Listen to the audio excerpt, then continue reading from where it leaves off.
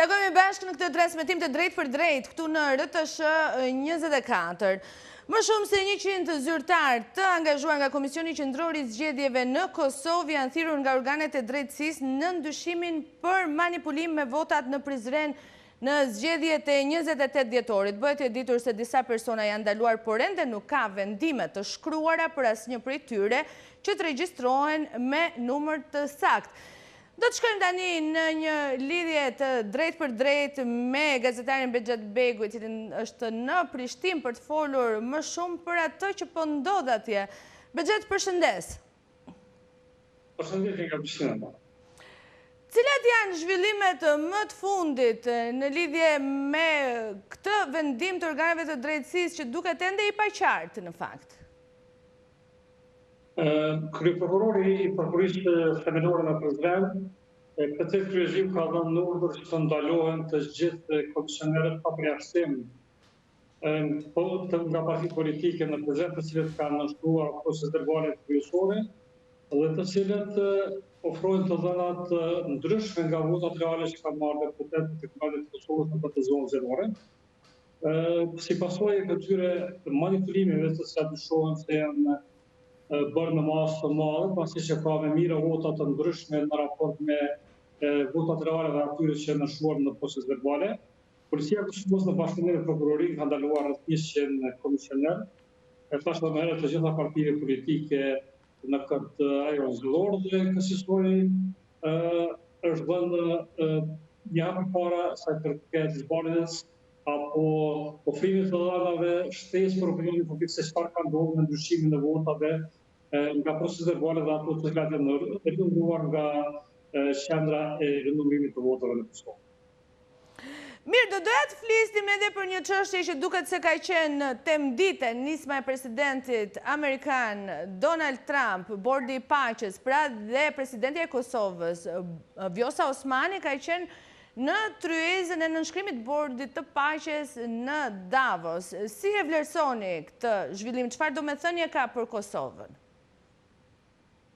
Tash konferenca apo forumi ekonomik botror i Davosit, përveç takimeve tradicionale që ka me korporata apo kompani globale, është një shtytës i madh i ndërveprimit politik, sësoj presidenti amerikan ka zgjedhur pikërisht këtë forum për të filluar iniciativën e tij të paqes, që fillimisht është menduar mbikëqyrjen e zbatimit të planit të paqes të Gazës dhe pastaj të zgjerohet në rajonet të tjera të krizave për të menaxhuar të shkuar kriza. Pesa për Kosovën përkatësisht presidentin Osmani është një favor i madh që bëhet Kosovës, pasi që Shtetet e Bashkuara të Amerikës si sponsori kryesor i pavarësisë dhe shtetsisë të Kosovës e konsiderojnë projektin e Kosovës si një projekt të mbyllur dhe kjo ftesë është në këtë kohë të ndryshimeve dhe trazirave gjeopolitike është jashtëzakonisht e vlefshme për shtetin e Kosovës, për arsye se zakonisht politikanët kosovarë janë pozicionuar krahalatit tonë kryesor pra Shtetet e Bashkuara të Amerikës dhe zënia e vendit të presidentit të Kosovës është një rëndësi të veçantë, pasi që ne nuk mund të hezitojmë sikur shtetet e tjera të cilat kanë ende nuk kanë marrë pozicion sikur shtetet e mëdha evropiane, mirë po Kosova tradicionalisht ka të qartë pozicionimin e vet kur janë në pyetje aleancat globale, pra është prapa aleancët të saj kryesore Shtetet e Bashkuara të Amerikës. Sa i rëndësishëm është në këtë moment të zhvillimeve gjeopolitike kontakti drejt për drejt me presidentin amerikan Donald Trump, edhe është kjo një përpjekje për një ripozicionim të Kosovës në raport me Shtetet e Bashkuara të Amerikës? Realisht, Kosova ka qenë gjithherë pozicionuar për Shtetet e Bashkuara të Amerikës, mirë po kur kem parasysh turbulencat e mëdha gjeopolitike, ka një mesazh të qartë sa i përket pozicionimit dhe zgjedhjes në Kosovë, pasi që jemi në një fazë të re të rikthimit të dialogut me Serbinë dhe kësaj ftesa e presidentit Trump se Kosova të ketë një vend meritor në nënshkrimin e planit të paqes apo bordit të mbikëqyrjes së paqes është një rëndësi të veçantë politike. Presidenti Osmani ka bërë shumë mirë që pa hezituar ka pranuar ftesën e presidentit Trump dhe kjo dërgon një mesazh të qartë për të gjitha shtetet të cilat rajonale, por edhe ato të Bashkimit Evropian që nuk kanë njohur pavarësinë e Kosovës, se Kosova është një projekt i funduar për të gjitha administratat, pra është pa një qëndrim bipartizan në Shtetet e Bashkuara të Amerikës, nga republikanët, por edhe nga demokratët që Kosova është një projekt i përfunduar dhe është një shtet i Shteteve të Bashkuara, i besueshëm i Shteteve të Bashkuara të Amerikës. Për të bërë një pyetje të drejtë për drejtë, ky moment a pritet të ndikojë direkt në forcimin e mbështetjes së Shteteve të Bashkuara të Amerikës ndaj Kosovës? Gjithsesi po, pasi që keni parasysh që më parë të dy partitë kryesore në Shtetet e Bashkuara të Amerikës dhe Kongresi dhe Senati kanë miratuar një ligj i cili qartazi pozicionon Shtetet e Bashkuara të Amerikës në favor të Shtetit të Kosovës, nuk ka ndryshime të kufijë dhe mbështet negociatat e Kosovës dhe servisë me shënimin e qartë të njohjes së ndërsjelljes të dy shteteve, pra Kosovë dhe servisë. Pas aprovimit të këtij ligji që ka një rëndësi të madhe në Shtetet e Bashkuara të Amerikës, janë ftesa e presidentit Trump dhe kemi një kontakt të drejtë për drejtë në forumin e Davosit, ku presidentja Osmani ka një vend të rëndësishëm në shkrimin e një plani gjeostrategjik apo një iniciative të ri globale të paqes. Në kontekstin e dialogut me Serbinë, a pritet që të ketë ndikim ky moment i nënshkrimit të marrëveshjes bordit paqes?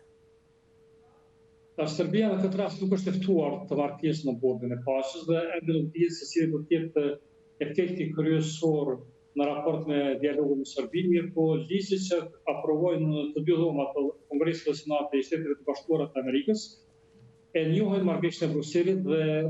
aneksin e zbatimit të marrëveshjes së Ohrit, kësaj ky ligj jap një lloj kompetencë dhe legaliteti të Bashkimit Evropian që të udhëheqë në negociatat me Kosovë-Serbinë, por gjithsesi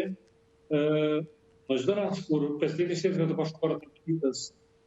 konsideron si një projekt të mbyllur dhe Shteti i Kosovës e konsideron si shtet alat të saj, për këtë konvojë mos jap Kosovës të raport të Prishtinës.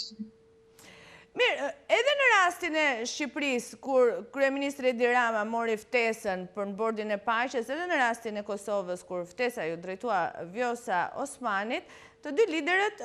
përmendën tok fjalshin ftesë personale. Po në diplomaci, sa i rëndësishëm është ky kontakti personal, angazhimi personal edhe ndikimi personal, edhe në rastin e Kosovës konkretisht?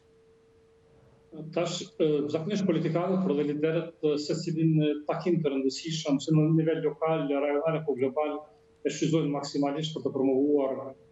pozicionin e tyre personal, mirë po ftesa e presidentit Trump i drejtohet